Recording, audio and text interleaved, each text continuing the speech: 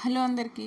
కొంతమందికి కొన్ని comfort foods ఉంటాయి. అన్నము, పప్పు, ఆవకాయ వేసుకోవడము, లేదంటే రసం అన్నమన్నా ఇలాంటివి తిన్నా కూడా కడుపుకు హాయిగా ఉంటుంది. హెవీ లేకోకుండా మంచి కంఫర్ట్ మీల్ తిన్నాము అన్న ఫీల్ ఇస్తుంది కదా! అలాంటి వాటిలో ఇది కూడా ఒకటనమాట. సొరకాయ బజ్జీ రైస్ పెట్టేశాను. ఇక్కడ సొరకాయ బజ్జీ చేసుకుంటున్నాను. సింపుల్‌గా, హెవీగా లేకుండా కంఫర్ట్ ఫుడ్ తినాలి అనుకున్నాము అంటే ఇది కూడా ఒక బెస్ట్ ఆప్షను. మనకు రసము, పప్పు ఇలాంటివి ఎలాంటి ఫీలింగ్ ఇస్తదో ఇది కూడా అలాంటి ఫీలింగే ఇస్తదనమాట.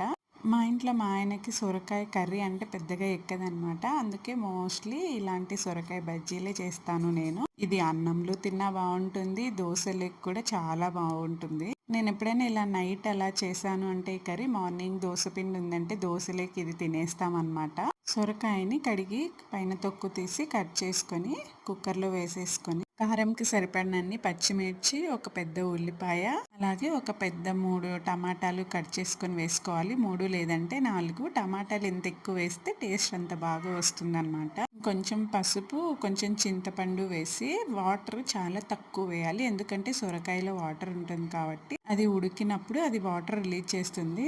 చిన్న గ్లాస్లో ఒక హాఫ్ గ్లాస్ వాటర్ వేసుకుంటే సరిపోతుంది. మూత పెట్టేసుకొని స్టవ్ పైన పెట్టేసుకోవాలి. ఇక విజిల్స్ సొరకాయ లేతగా ఉందా, ముదురుగా ఉందా అన్న దాన్ని బట్టి 2 లేదంటే 3 విజిల్స్ రానివ్వాలి. తర్వాత మూత తీసి వాటర్ వంపేసుకొని పప్పు మెదుపుకుంటాం కదా, అలా మెదుపుకోవాలి. మరి మెత్తగా కాకుండా సొరకాయలు అక్కడక్కడ తగులుతూ ఉండాలన్నమాట.